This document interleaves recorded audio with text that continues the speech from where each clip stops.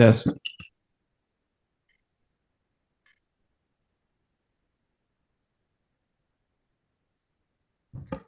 Did you want all of us to do that?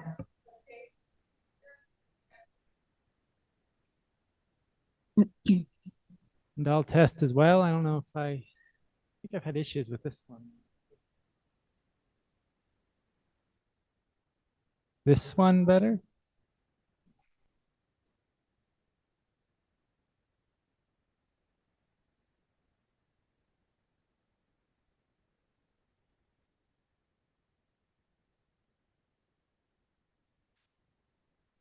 Well, once we know we've got everyone here, we'll just start walking through the variants. Can you hear me?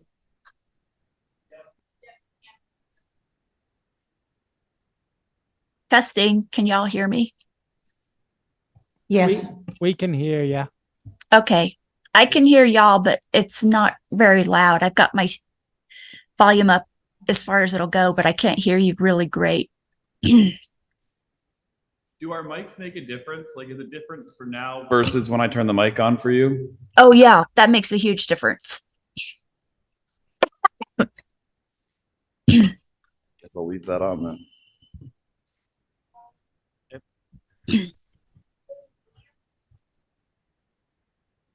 Yeah. Yeah, the light's on. I thought it was making some before, but I wouldn't mind going to the podium. I don't.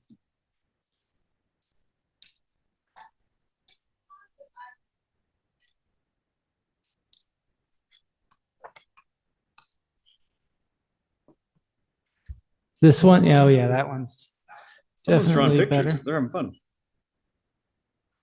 So, never used this before though, so that may. Modern art. Not Or 2-year-old, one or the other. It's hard to tell the difference, really. Having had a handful of those. Well, I'll just have to try not to touch that, I suppose, and hopefully Sandy can guide us along from the other end, because all right, well, we'll just get started on looking at the variance text then. So I'm mostly just going to walk through it. And again, this is not meant to be, a lecture from us, and there are subjective criteria here. So we sort of want to discuss, determine what we think these things mean, and then we can, work well in the future and make sure that we understand exactly how we want to do these things, make sure we get the decisions that fit the criteria the best. But so I'm going to start with, we'll skip 9A just because that's simple enough. And Bill already discussed this a little with 9B, but again, the Board of Adjustment may grant a variance only if, so, every last one of them. And I do think, unfortunately, I do kind of feel like the way it's been sequenced isn't entirely helpful, because the 4th and the 5th one, as we said, those are sort of the more general, less precise factual ones. So what you really want to be focusing on initially, since they are sort of the big threshold issue, is 1, 2, and 3. Do we have the factual basis? Are these terms, fulfilled? You do need, again, all 5, but 1 through 3 is where, I think you got to dig in the deepest here. So we'll just go down to, so again, only if these 5, the first is literal enforcement of this title would cause an unreasonable hardship for the applicant that is not necessary to carry out the general purpose of this title. So I guess the way I'd open discussion of this is how would you as a board define an unreasonable hardship? And I'll admit, it's not my favorite term that they've used here. It's in the end, you always got to dig down and really decide what words mean, and that can be hard, but it's a little vaguer than I'd like. The use of this word sets us up for conflict and disappointment, because I think the common usage of the term hardship says we should take into account all of the kind of financial, social, emotional, woes that inevitably are kind of aired here.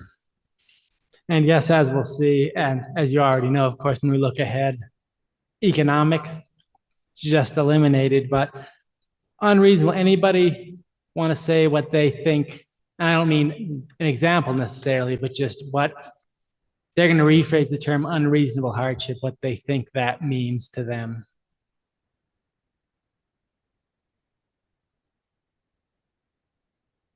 It's a hard definition. I kind of, you're unjustifiable, unfair. Well, I mean, certainly kind of an unnecessary limitation on kind of their capacity to use their property. Largely trying to keep, seems like to keep the city from creating a burden that is beyond the goals and intended scope kind of the city's authority. And I feel like I'm a little bit, we're referring to the terms of this title, which is the overall title, but we don't actually have the purpose or the general purpose of the title isn't referenced in this part of it. And that's one thing I didn't go back and look and see what quote unquote the general purpose of the title was, or if it was even stated anywhere. And I haven't really checked on that specifically. I guess I do feel like it can be deduced when you sort of put everything together. You can get a feel for what they're going for. And I guess we want to present this as a discussion, but when I look at it, I feel like the broad purpose of variance tends to be that you find a property which within its particular district, within its zone, is fundamentally different, fundamentally flawed, and we're going to work to bring that property up to sort of the median. Maybe not all the way, you can't make every property the same, and sometimes you may not even be able to do anything, but there's the notion that this is sort of correcting fundamental flaws with the property itself, and not giving people advantages, not even really thinking too much about who the applicant is. It's more that you look at this property and you think, if they sell it, leave tomorrow, if there's still the fundamental problem described in these 5 characteristics we're talking about, then that's something where variance may be appropriate. But so it's a matter of evening the property right, not giving someone an additional property right. Right. And I think we will get to that when we get a little deeper onto it. But it's interesting because this text, it repeats itself quite a bit, so we may end up repeating ourselves somewhat. But and I guess I'll throw out there a little more. I do think that for an unreasonable hardship, it does need to be pretty substantial. That's still not a very good definition either, Can you give an example or some examples of the types of things or the categories of things that might typically fall into a hardship? Because I mean, as far as I understand, economics doesn't fall into this, personal circumstance doesn't fall into this, because again, personal circumstance isn't tied to the title. It's just, but what are some examples of things that typically might engage this more directly? And I do think that is what partially makes reading this difficult, because it's sort of, I feel like it's circular, or not necessarily circular, but that you have to read ahead to find out the definition. And that I think the best way to find that is when we go down to 3 and says, granting the variance is essential for the enjoyment of a substantial property right possessed by other property in the same district. So I would say that unreasonable hardship, it's going to impinge upon the very fundamental usage of the property. So I think what it tend to mean, basically, you have the zone, it assumes these sorts of uses, these sorts of purposes, but then it turns out because of the peculiar nature of this property, it simply can't be used that way. So it's like it's a residential 1-family home lot where for whatever reason you can't even really build a proper home on it. But that even means a small home, not great home, good chance it's still satisfied. It just needs to be fundamentally inadequate. And I know, and maybe he doesn't want to poison it like this, but Bill, with his background experience, do you feel there any good sort of concrete, what specific situations you think where maybe even just that you remember where you look at the property and think, yes, this is the sort of variance property? The classic examples, can you hear me? Is this mic working? Mm-hmm. Yes, at least sometimes. The classic examples are an odd shaped lot, so that even meeting the setbacks is difficult. The other one is a lot where the building area, the building envelope is restricted due to some steep slope. In most cities, including Provo, you can't build on 30% slopes. A lot of cities have got a setback from that 30% slope. So that it even more impacts the buildable area.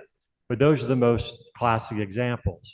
But now even then, if you're on a bench and that entire side of the subdivision, that entire side of the street is impacted by that same slope, even that might be hard to find as a hardship.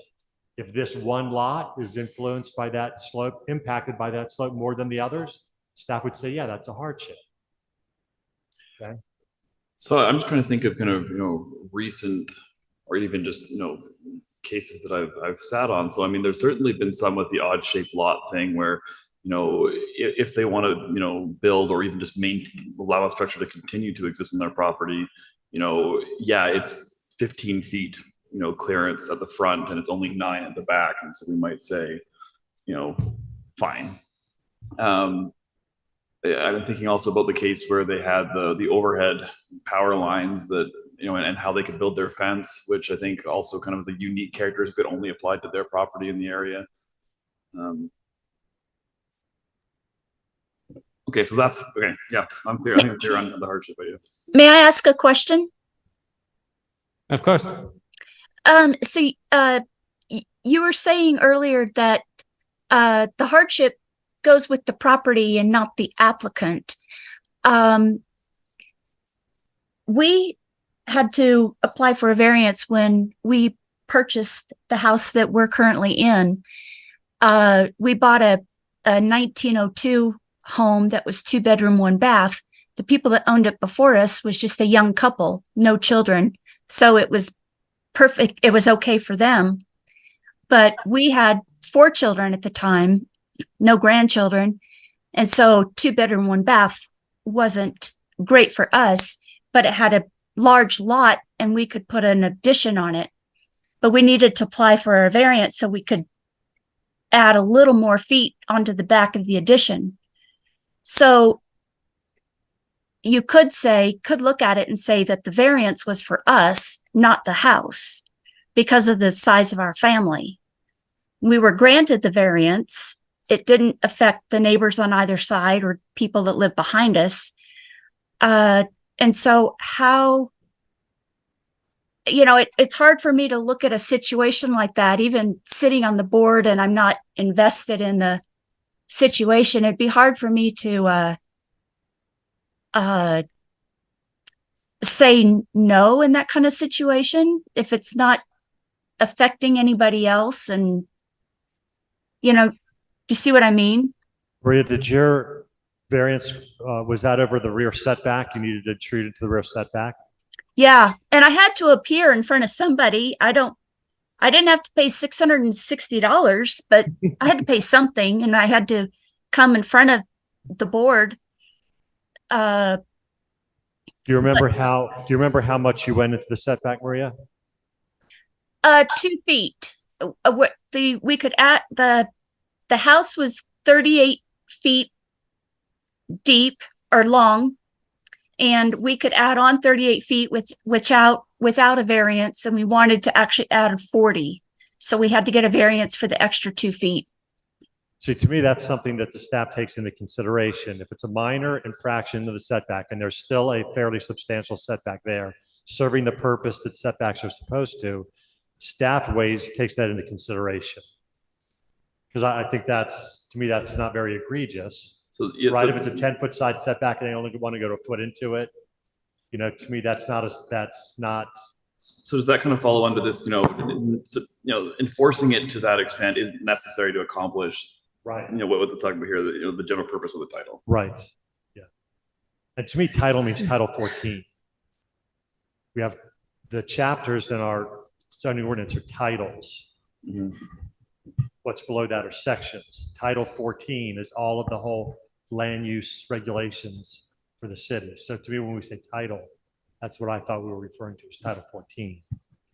Okay, but I I actually could probably make a similar argument about the general application for the discussion that we had last month.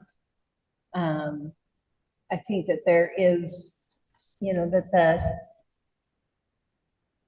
the 5-foot encroachment is more than 2 feet. But again, in some ways, I could argue that either way, actually.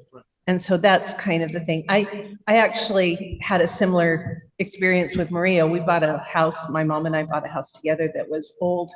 We were planning to remodel it. When they took the roof off, they found out it had no reinforcement, and it was a 9-foot setback on one side and 9.5 on the other. And the builder told us that Provo was going to make us go through hell to get that adjusted. And so we ended up tearing the whole thing down and rebuilding, just because the builder thought that Provo's procedures were too onerous. Well, this is off the subject, but just just the kind of way of background, because we're sensitive to this issue. We have a lot of post-war houses that were built that were only about 900 square feet. And in order to help people stay in those houses and make them livable and keep them as livable or make them more livable, we've adopted an ordinance that allows you to claim the garage space as living space. In other words, you're getting a waiver on the required covered parking. So we've tried to make some legislative solutions to this dilemma so these kinds of things aren't coming to the board. Because again, if you have a problem with your ordinance, that people are tripping over that ordinance requirement regularly, you probably have a problem with the ordinance. Okay. So again, this is off the subject, but we're not tone deaf to Maria's situation and maybe the one you're describing, Lori. But we've tried to come up with a solution that's more fair than sending people to the Board of Adjustment. And the reason I bring that up is simply that looking at the petition that we had last month, and we've looked at several, and some of them made sense to me to grant that variance, and others of them didn't. And I'm kind of trying to figure out why Maria's situation, or perhaps my situation, would fit, but the one last month would not. Well, I guess. De facto, we decided it did. I know we did decide that, but I think that Whether that was appropriate or not is a whole different question. And I mean, Yeah.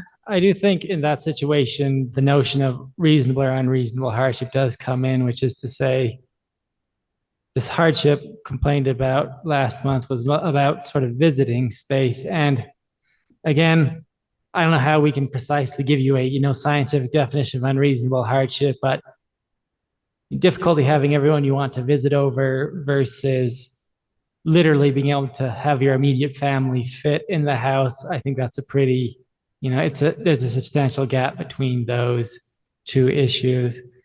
And I would say that this is obvious, but I guess I'll throw it in there. Unreasonable hardship does mean that there are hardships, which they will be, expected to take, and just something I guess to keep in mind, zoning people, even if it doesn't seem like it's hugely important, zoning doesn't assume people are going to get everything they want. There are limitations. We understand that people may have hardships. Even though I don't think there's a really good way for us to say, yeah, this is the line where the unreasonable hardship comes. You want to really think about, is this really a substantial, troubling thing? Or is it that, sure, their life would be better. It would be nice for them if they had this, but it's not an unreasonable hardship to just say, we need to maintain these standards here. So what you're saying is it a hardship or is it an inconvenience? Yeah. Okay. And yeah, I think that would be, I certainly think even some things that above inconvenience are, still probably not enough. So, and really, like I said, we can't give you the answers on this, but even just before the next one, reflect on it, think about, determine what you think is reasonable, and best I can say unreasonable, given that we assume that, yes, we do get to limit people, they don't get to do anything they want with their property, that it's going to need to be something fairly substantial to qualify as unreasonable. But like I say, I can't give you the, precise answers for this, even if I wanted to, since you are the board in the end.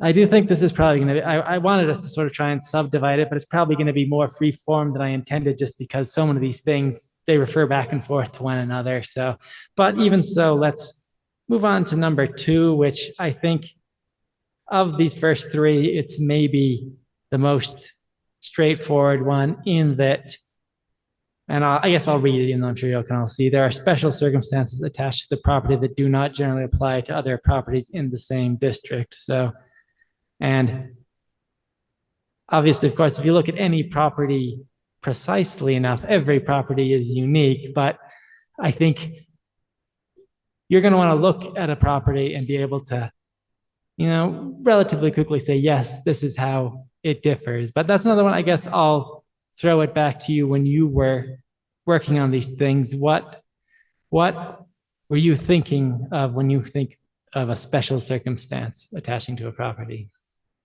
Anyone? Would that be considered as right-of-ways, easements, wetlands, things of that nature?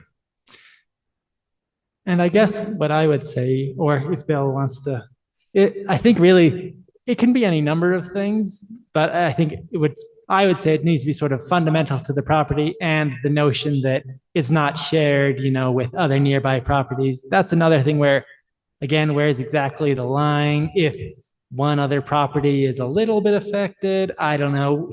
There's going to be some,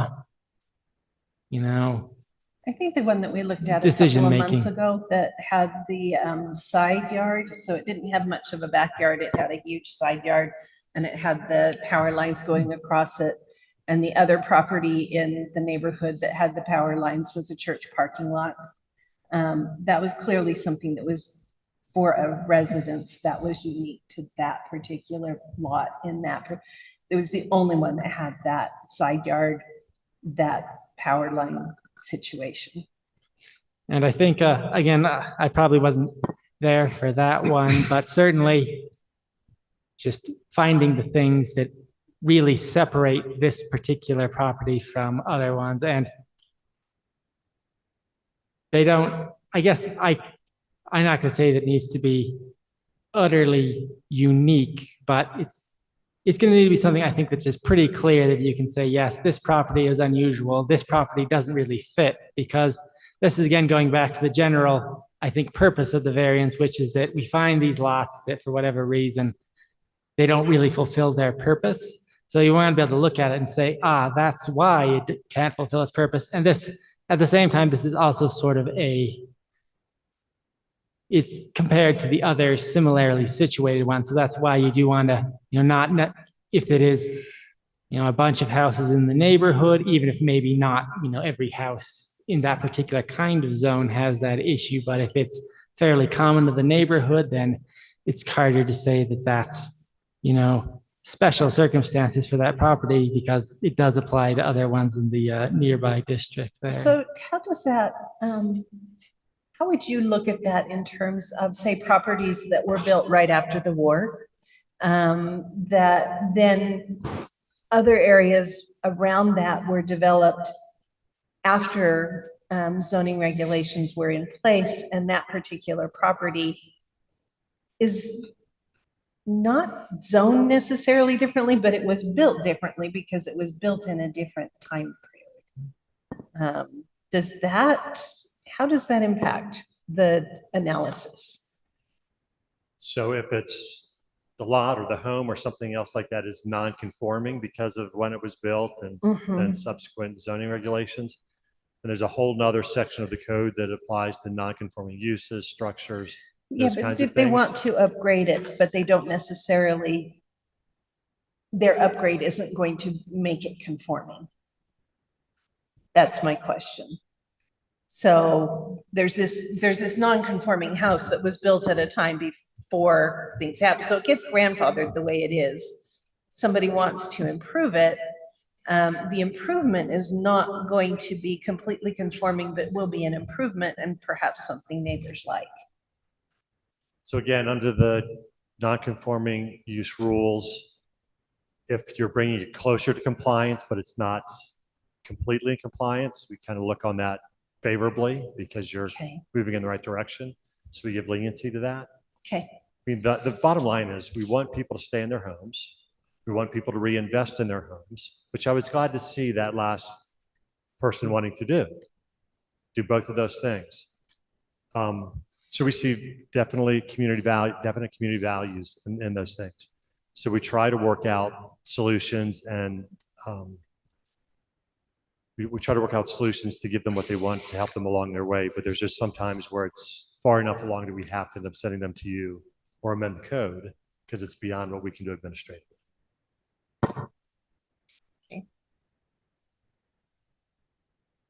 And this is something I think we will come back to a bit because the way this is written, it refers back to the earlier things again. But I think because it's so central, moving on to 3 would be good. And I'll read that quickly, which is granting the variance is essential to the enjoyment of a substantial property right possessed by other property in the same district.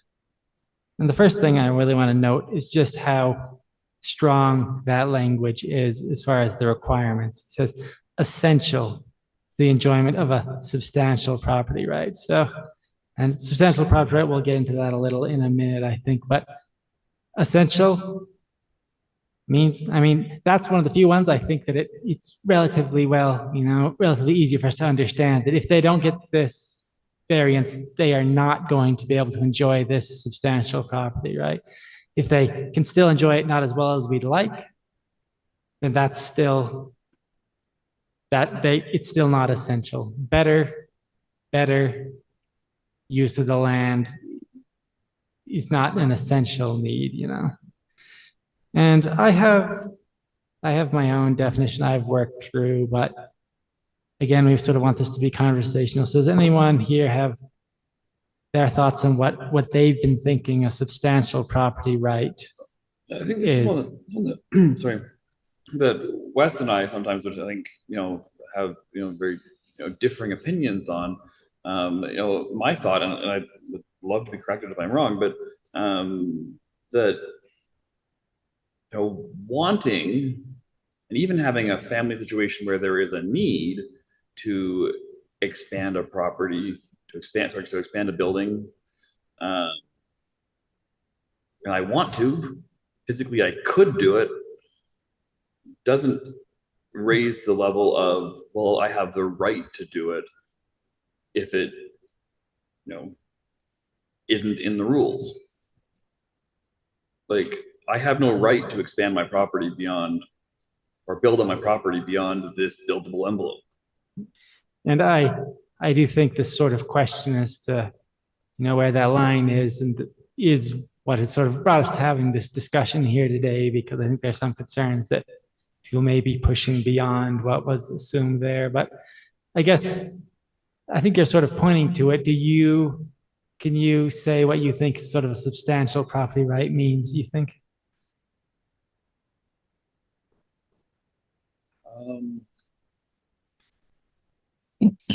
It's like one thing that has come up before is all my neighbors have got a 3-car garage and I only have a 2-car garage.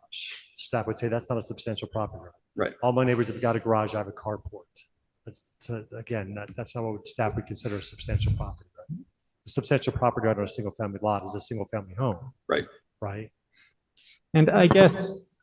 So if it's zoned as a single family, property, and there's something about it that makes it so you can't build a single family dwelling, then there's a problem. If it's zoned for a triplex, but I can't seem to fit a triplex on it, then you have an issue. But I have no right to go beyond what that thing is zoned for, even if I have some, dire need to in my personal life. Is that fair? And I would say that matches my mental definition pretty well. And maybe I'll have Bill can speak to this little too, but the way I would probably define it is say your substantial property rights are your ability to use this property that you own in the manner and for the purpose that zoning imagines, and sort of at a basic level, meaning that it's doing it. If you literally can't build your single house without getting a variance in this single house zone, then that's probably a big problem. But if you can build the house, it fundamentally works as a house, then your substantial property rights, you have them, and expanding it might be nice, might be helpful, but that's not likely substantial. Property rights that vary from jurisdiction to jurisdiction. Like, for example, the one that comes to my mind is like, I know in some jurisdictions, like you can actually talk about, sight lines. I have this sight line that increases the value of my property. And, if you build that thing there, then, that impacts the property, which I know is not something that's considered in Provo. Are there other kind of property rights that are other than can you build that thing that property was designed for that we need to be aware of? Not so much in Provo, I don't think, but there are ones in other communities like you're talking about. For example, I've worked in cities that had areas of the city that were very pro animal rights, especially horses. Okay. And so they almost had extra property rights when it came to that because that was a big deal to that community from the time it was originally conceived and platted. But in Provo, I can't think of. How many properties in Provo have water rights? Pretty much all the ag properties on the west side, and even ag properties not on the west side, had property rights had water rights granted with them. I think there are even houses in some of the older neighborhoods that actually have water rights as well. They've done away with those. We had water rights, but the state took those away. But Andrew, also you just made a comment about the use of your property, and just so you understand, in unusual cases where somebody has an unusual personal situation, like a handicapped child, you can go to the city for what's called a reasonable accommodation to get exceptions made to the building code, to the zoning ordinance, to accommodate that type of situation. But it goes through a similar process where you have to justify what it is that you need and why you need it. And then that property right runs with that family with that situation. That family moves out, that property right goes away because that property right was tied to that specific situation. So again, the city's not deaf to unusual circumstances that would go beyond what you do. And so imagine we can rely on staff to indicate when something like that is being engaged and when it's not. Fair? And I think they'd generally be separate for variances, so it's, Sure. if they're going to if they qualify for a ADA thing, then there will be they'll no do it variance that way request. rather than through a variance. Well, and So- those would be the kind of things that wouldn't even come before us, right, Bill? Those would be the kind of That's things that you That's would. correct. That goes to a different board. That's a different hearing officer. Yes. But we did have a case where somebody had purchased a property that had one of those grants and then were being required to undo it. Right. And viewing that as a hardship. Right. So in those situations, the city is very careful to record it and make it very clear that the property right goes away when that family leaves. So a new owner wanted to buy it and maintain that property right, and yeah, that's not acceptable. To the extent that when that changes hands, that building needs to be changed. They had to that would require the Needs to be reverted back. Yes. So ideally, this will never happen, but ideally, a real estate agent would have captured that in Theoretically, the exchange. title would know that, but if you bought a property unaware of that and Yeah. then were expected to expend Yeah, no. in undoing something that was part of what you had purchased, that would be It's the frustrating. It's the same with an additional dwelling unit for a person who's over 65. Once that person doesn't live in that home anymore, they can't continue to have the extra dwelling unit.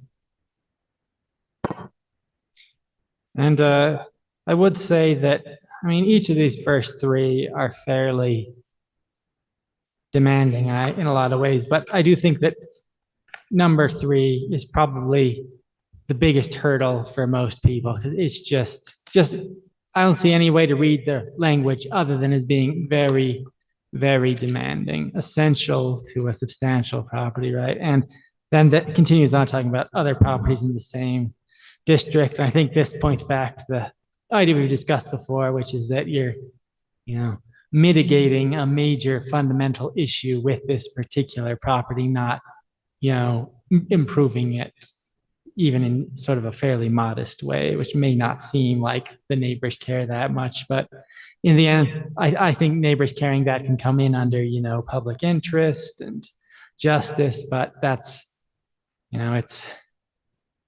it's not, it doesn't overcome a lot of the factual concerns we have here, so. That, maybe I'm jumping the gun a little bit, but that also kind of raises the question of how much credence do we, some issues raise huge amounts, of public interest. And we have, no, I'm not going to say 30, we haven't read that many, but we have, half a dozen people that all speak up to saying essentially the same thing, kind of in favor of something or against something. I mean, it's a judicial body. If they're not presenting, factual material, they're just essentially we're just providing kind of a forum for public expression, but really not having any impact. I mean, do we give any credence, any weight to that at all? Sometimes I'm kind of just like, yes, thank you. And I feel like I'm at my therapy sessions. To me, if those comments aren't addressing those criteria, shouldn't mean a whole lot, because that's your yardstick. Yeah. Would it be appropriate for a chair to kind of, in opening kind of public comment, to direct and invite people to direct their comments toward one or some of these criteria? Yeah, I think so. Okay, that's a good idea. And certainly that might just be a way of hopefully limiting the desires for probably a lot of people. I guess once they're there, if they came all the way, they may want to say their piece, but you do what you can to say. I mean, there's a certain kind of an inevitable element that, some people are going to use this forum as a way to fight with their neighbors. Yeah, there's What do you something. do about it? Well, I'm wondering if it would be helpful in terms of procedure of having an attractive slide with these criteria on it that could be popped up like at the beginning introductory that says basically, as the Board of Adjustment, these are the criteria that we are required to apply. And we ask that you direct your comments to how this petition interacts with these criteria. And so I don't know, I would assume that the person who is the applicant has seen these. Yeah. And gone through them. Hopefully. But I do not know that the public will have seen them and gone through them, and whether that would be sort of a pre-educational step of, just like a minute or two to say, here's what we're looking at. This is what we have to consider, and we can't, this is all we are to consider. Yeah, I personally, I think that could be worthwhile. And frankly, it does point to sort of, I don't know if I've mentioned this thus far, but what I'm going to try and do in the future is when we do have these, they come before the board, it sort of turns into a sort of free form conversation. And I think this can mislead us because then you're talking about what you're talking about. You're not necessarily talking about the criteria. So what I will try and do in the future when I see that maybe we're getting a little more, abstract, other secondary issues, say, now let's get back to these, especially these first three, and just read through them again and say, now, let's see if, does this qualify under this? That probably even more appropriately falls as probably a chair responsibility to try to kind of keep a meeting kind of focused on substantial material. Yeah, it is more the chair. And certainly I would advise, I agree with that. I just sort of been advised that if I do, and that's probably the reason why I haven't done it previously, because I do feel a little odd about potentially stepping in, but my superiors and other people told me that to keep sort of just try and keep people on track. I'm not making the decision. I have welcomed it and benefited from it, a lot. So I think without saying anything, there's nothing that stops you from putting the slide with these criteria back on our screen as causing them to blink. As the conversation, just sort of as this again is what we're talking about. Yeah. I nonverbal, but pointed reminder. And even though this is getting off topic, one thing for me, please, if you have things you want to look at from a legal angle, if anytime you have any question you want to direct me, I'm not necessarily saying we have a perfect answer right on the spot, but do not hesitate to ask me if you have any concerns, and we can at least look into it. Maybe you won't have the perfect answer to everyone's satisfaction, but we can at least discuss it instead of just having it pass by, and maybe it would have had an impact if we discussed it. So, and I've been, I've only been in this position 6 months, haven't been to that many boards and planning commissions, so I've been hesitant to step in myself. I guess I'll sort of announce that I will be a little more willing to do that in the future. And again, don't hesitate to ask me if you have concerns as well. So I think that not only keeps us on track where we need to be, but also helps anybody that's out here wanting to add comments to keep them on track, hopefully, so that we're not wandering. And bluntly, it might be good from a public relations standpoint, meaning that I'm not on the board, I'm not making the decision. So if there's someone who needs to sort of tie things down and say, well, or at least point to something which may make things look less positive for them than our sort of Legal's the bad guy. Yeah. And I think that's, that I would prefer they think that, even though in the end it is your decision, but we don't want to create unnecessary friction. So it's still the truth. I'll just be saying these are the criteria, but it won't be like you're shouting down the people in the public. I can sort of try and redirect us a little bit. I like the idea of having it be on a slide or having it be on a card, a laminated card on the podium or something, but somewhere that the public can see these 5 criteria, and they know that that's the measuring stick that we have to abide by, because it makes us seem less capricious in the eyes of everybody there. They know that we're not just, reeds blowing back and forth depending on who says what, but that we actually have an agenda that we have to follow to make the decisions that we make. And so I think that that's helpful. I'll admit that I was swayed in the meeting and perhaps didn't make the wisest decision, but I think it's helpful to have these up and let not only us, but everybody present know that we have a rule book that we have to follow. You're interpreting, law, not just, being their counselor, helping them out. You're determining if it applies to them, Exactly. And I guess maybe sort of lump 4 and 5 together just because they're quite a bit more vague than the other ones. So I'll just read through them quick. The variance will not substantially affect the general plan, will not be contrary to the public interest, and the spirit of this title observed and substantial justice is done. My guess would be that under 4, it's probably unlikely that you're going to get through the first 3 and then see that 4 doesn't apply. It's probably getting pretty off the wall to say that it's against the general plan and it's against the contrary of the public interest. I mean, it's going to be rough to get the first 3 and with a fact set where that is going to be something you're going to be worrying about. 5, there is something I did want to say, that which is that the spirit of this title is observed and substantial justice is done.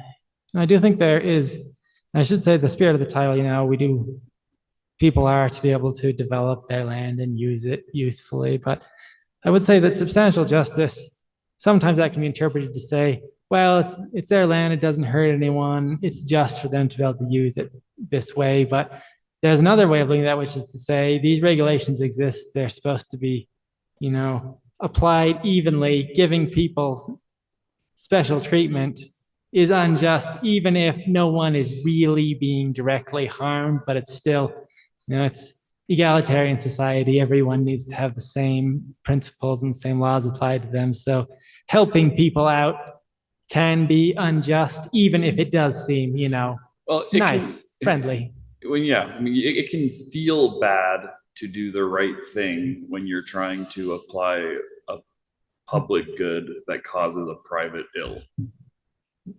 And of course, I think another way to think that it is larger than it may seem at this moment, meaning that of course, as we see later in this, variances do run with the land. So even though maybe it doesn't have that huge of an impact, you have changed their land long-term. It's, you've given them a sort, and if it's proper, you haven't really given them much because they fit the criteria, even though it is made. But if you do stretch it and maybe they shouldn't have gotten it, but they get it anyway, then you have sort of given them an advantage that isn't really earned and is arguably unjust. So that's just another way of thinking about this, because I think the natural way people think about it is that doing good things for people that don't really seem to harm anyone, that's good and just, but that's not the only way to consider it. Sure. I have a question. Bill, do you know if the properties on other side of the lady whose property we talked about last time, do you know if those were additions on those houses, or if those were original houses that had been built that close to the property line? The houses on both sides, is that what you Yeah. mean? Yes. They look to me like original construction. I've been out to those properties and it looks to me like original construction, but I'm not sure of that, but it appears that way to me. Okay. Then can I ask a what if question then? What if those had been additions that had, for whatever reason, been allowed to be built that close? Maybe they were built back in the day when zoning laws were maybe a little looser. How could or should that be allowed to be introduced and be allowed to influence a variance application? Well, so those houses were built in the 70s. So there's a high likelihood that zoning regulations have changed since then. And what was conforming when those were built is now not conforming. So it doesn't meet the setback anymore. To the staff, the way the staff looks at this is, again, we go back to the substantial property right. If you can fit a home on the lot with the required parking on the lot and meet the setbacks, then you don't have an inherent right to encroach into the setback. Even though the houses around you were built at an earlier time and are built closer than that.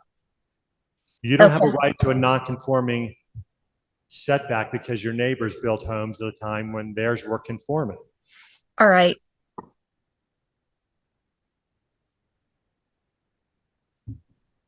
Okay, thank you.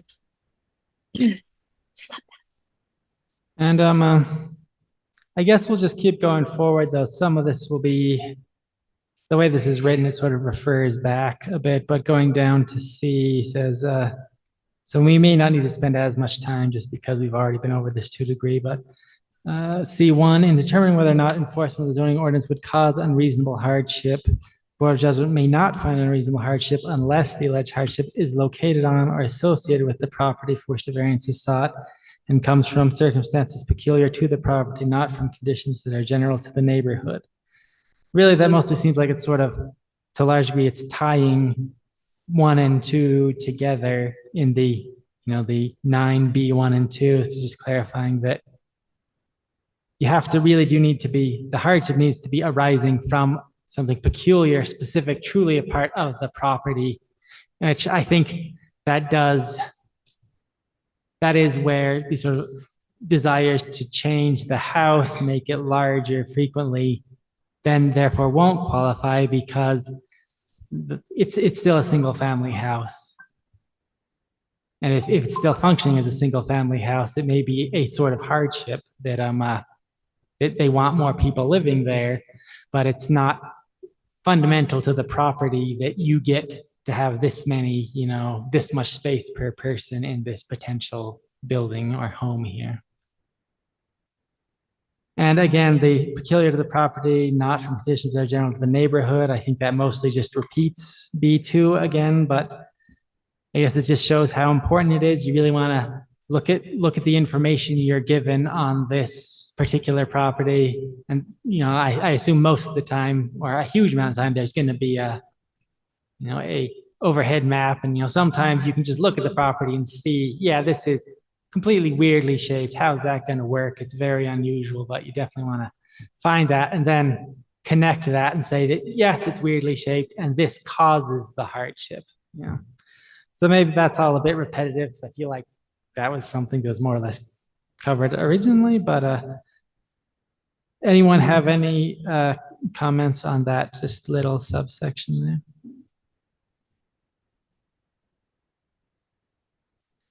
And the other one that I think, this next one, of course, is an area I think causes a lot of trouble, which is that the C2 in determining whether or not enforcement of this title would be unreasonable hardship, as outlined, etc.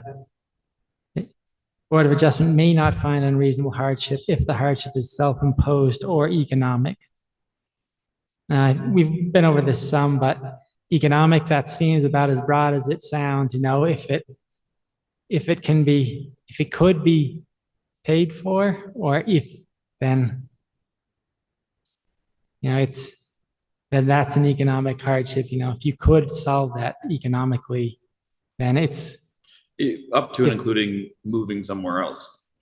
And I would say, yes, the idea that I definitely sympathetic to the idea that we'd love people to stay, but I don't think they have a fundamental property right to stay there, Right. So, I mean, if I have a 2-bedroom home, but I have a family of 14, I don't have a substantial right to build somehow something on that lot to accommodate everyone. Yeah, and that's certainly what I would say. I don't know if Bill or others have comments on that, but I agree. I grew up in an area where we had a lot of big families. And I remember one family with 12 children and grandparents living with them. They actually ate dinner in 2 shifts. No exaggeration. They did what it took to make the house work. Yeah. And self-imposed, I think we already went up, this was mentioned at the last Board of Adjustment, but of course the nature of the building itself will be self-imposed. Someone built that building or someone bought that property that had the building built on it as it already exists. So it's one where, and that's one where, it'd be really people, a level of scheming that maybe doesn't seem plausible, but it would mean that you could, build inadequate buildings and then try and bootstrap your way up because you say, oh, well, sorry, there's just no way to do it. I don't think that's not a very economical scheme in my opinion, but you can see that there's sort of no limiting factor if you start saying that just your choices for the building are hardships. And you're saying if someone at some point caused it, not necessarily the current occupant.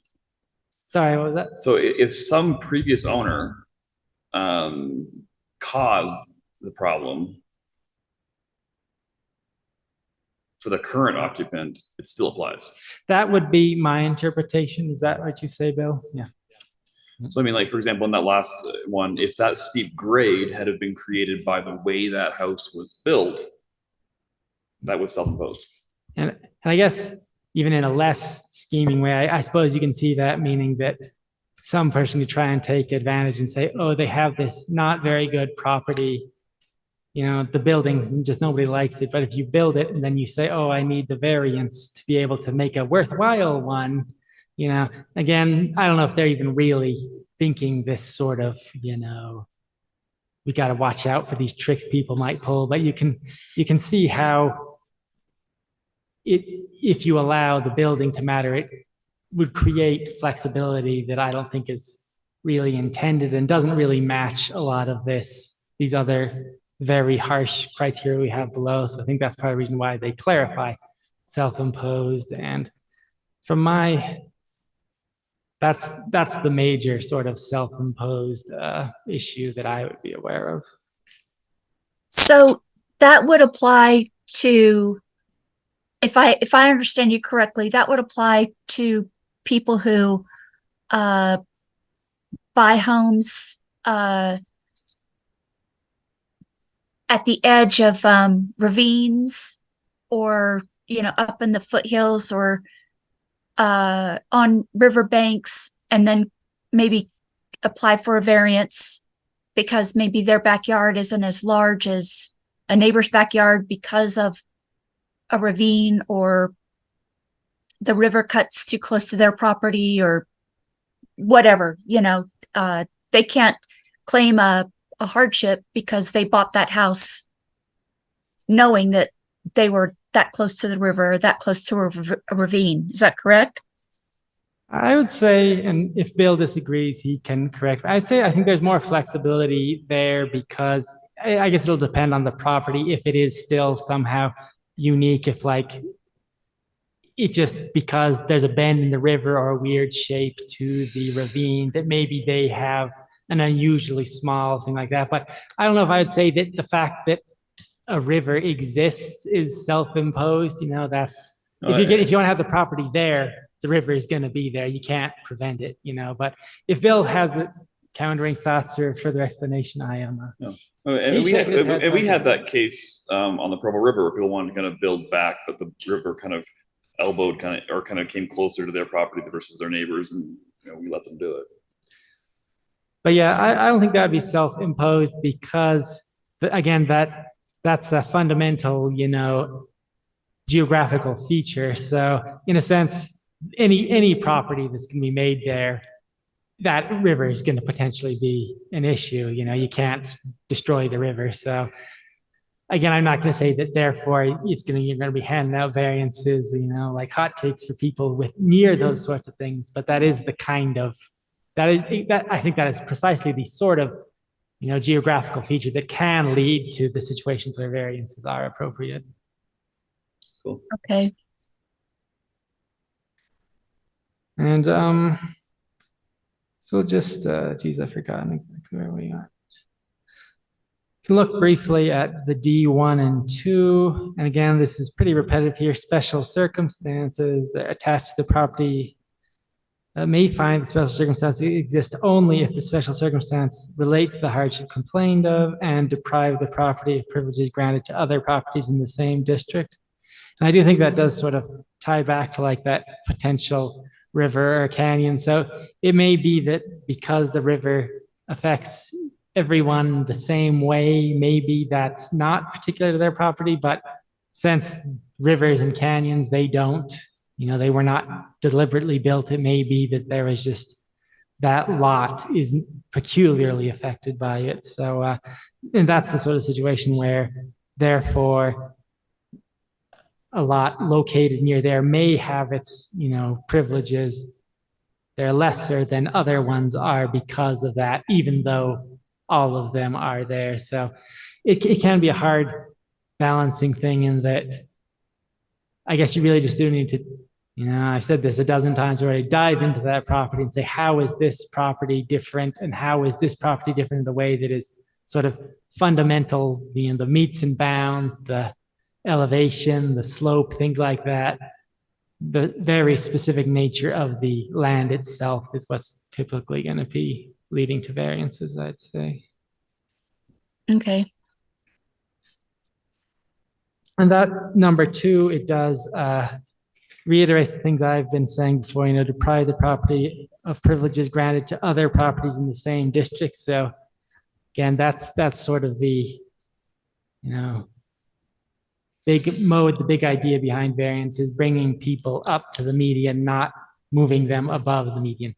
And I'll again repeat, not every time you necessarily really bring up to the median, but that's sort of that's the situation. To even sort of look like there's much chance of it happening, you're going to need to be able to look at it and say, yeah, this is fundamentally flawed, fundamentally inadequate for their property rights at this location. And these last ones I think will be quicker. Maybe you don't need to read them, but I'll just do it anyway. Applicants shall bear the burden of proving that all conditions justifying variance have been met. So that just repeats, every last one of them. Can't let one particularly compelling one overrule anything else. So that's why I think we'll want to the best of our abilities, just focus on each specific element and determine what you've got there. And that won't always be easy, conversations. It's not like we're not robots who can completely control it, but trying to really focus on each element to make sure that we don't start looking at a more generalized, how do I feel about this, location kind of thing. And F variances run with the land. So that's just another thing to remember, you're not just doing something for this person, you're changing the property. So, and it'll have that impact for an indefinite period of time. So that's something to just, just a good thing to keep in mind. Board of Adjustment and any other body may not grant use variances. So that's simple enough. If anyone, I can't imagine that they're going to that the staff's going to have a use variance come before you and they just say flat out that it's not allowed. But, and the last one, which very flexible, but I do think it's obviously pretty significant one in granting a variance. The Board of Adjustment may impose additional requirements on the applicant that will mitigate any harmful effects and serve the purpose of the standard requirement that is waived or modified.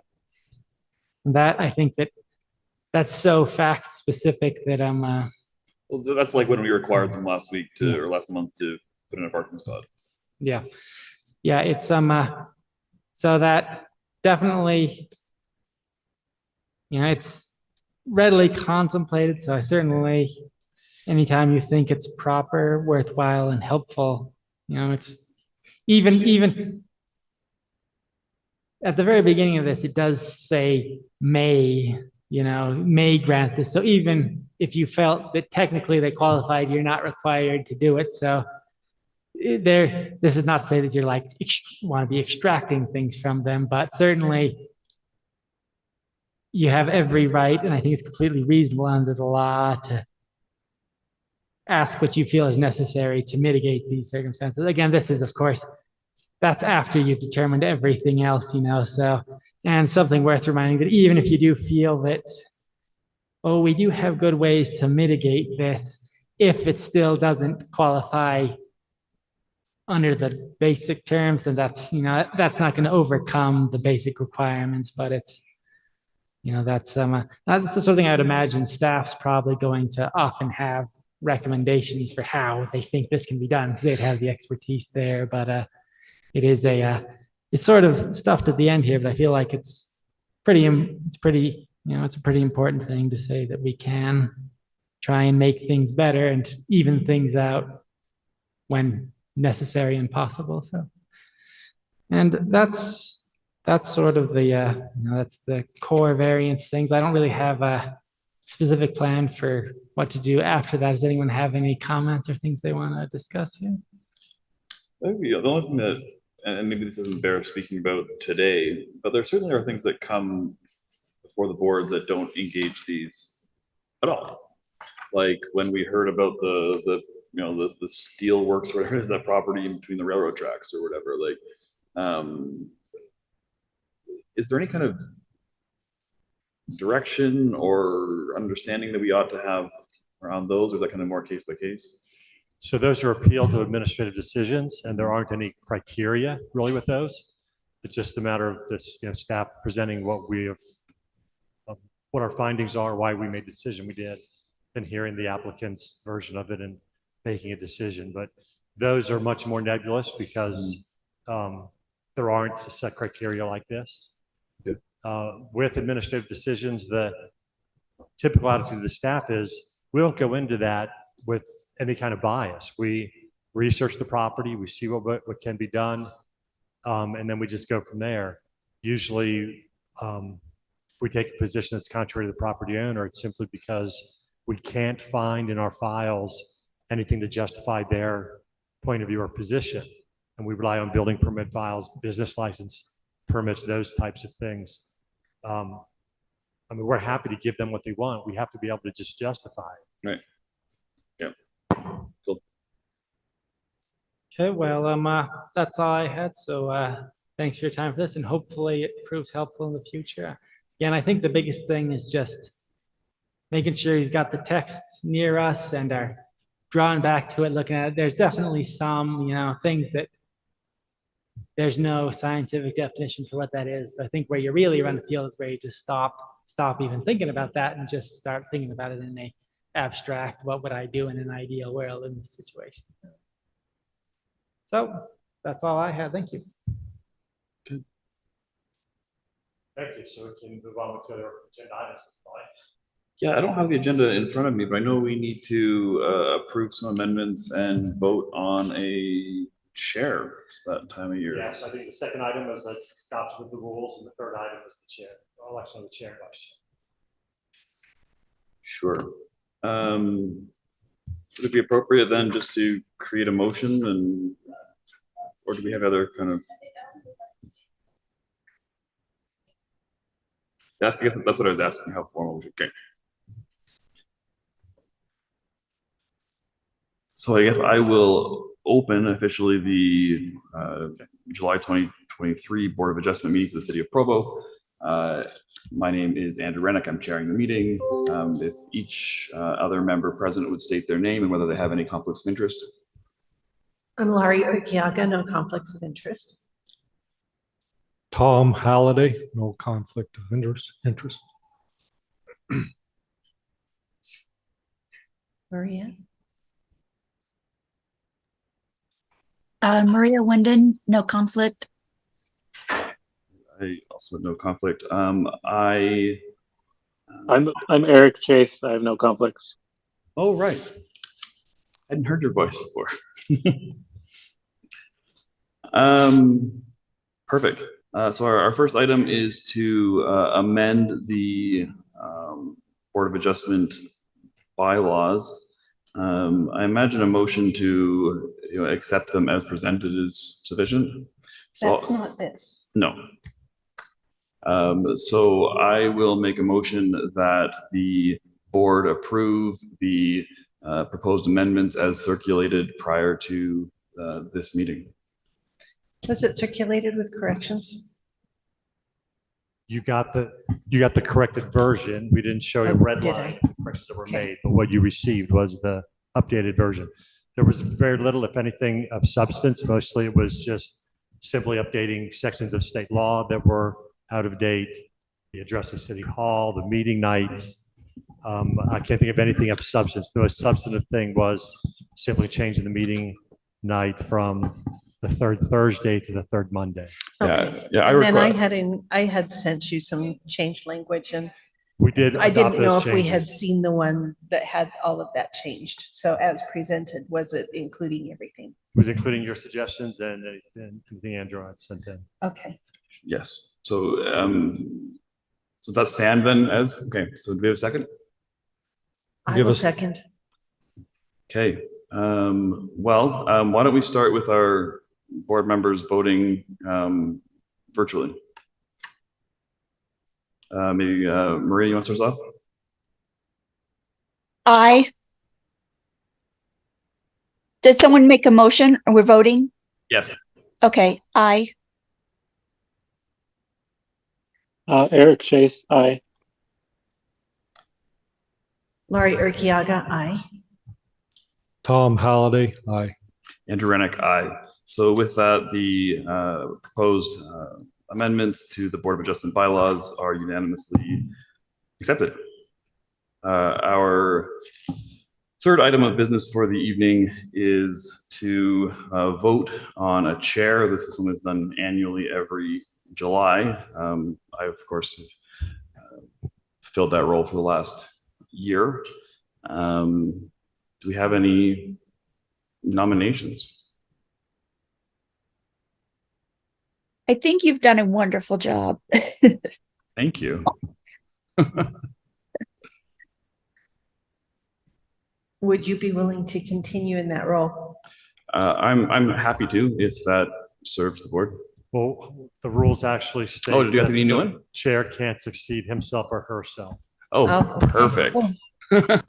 which honestly, I hate to see that in the rules because just when a chair starts to feel comfortable and proficient, we end up having to change it. So I'm sorry that's in the bylaws, but it is.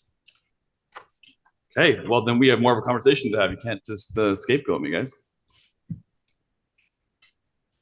It actually has been a pleasure to serve. I make a joke, but I appreciate it. Yeah.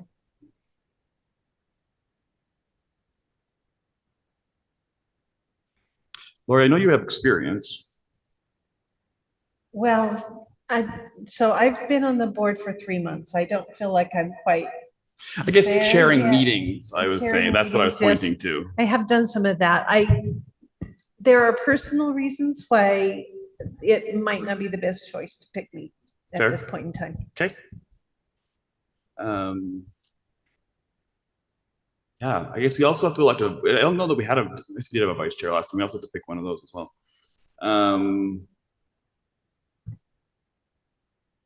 Who else? I'm trying to think. With the longer serving members of the board, has everyone already filled that role or? Well, I think with West's departure, I'm most senior, so it'll be, I think Tom is next for seniority, if that weighs in. Is Tom willing to do it? Sure.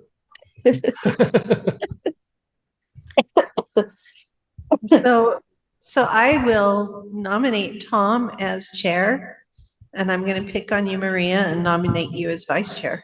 Can she succeed herself? Because she already fills that role. Oh, is she the vice chair now? I mean, I'm not opposed. I just want to make sure I'm not breaking rules. So I've underlined the language on the chair. I'm looking for the vice chair. Hold on. I don't know. Like I said, I've been here 3 months. No, that's fair. I don't see that the chair is barred, the vice chair is barred from serving twice in a row. I think that's permissible. How would you feel about that, Maria? That's fine.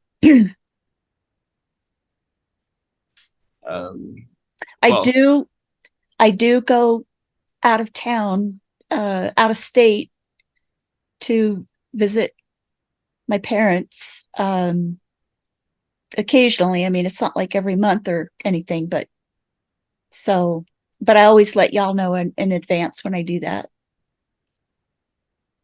yeah, I mean, with Tom and Maria, since again, I guess your names are circulating. Are there any, of course, we can't tell the future, but any kind of immediate reasons why, attendance or otherwise kind of, filling the responsibilities of the chair might be a challenge?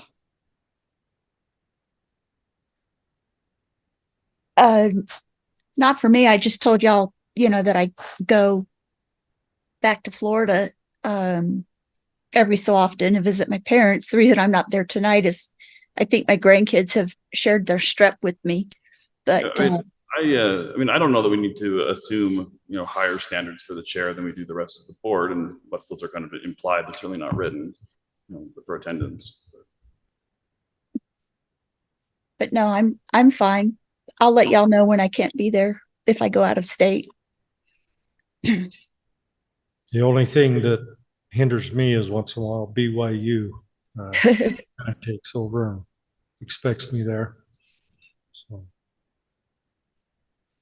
You get a note from the city. yeah, that Like probably wouldn't do a doctor's thing notes for account.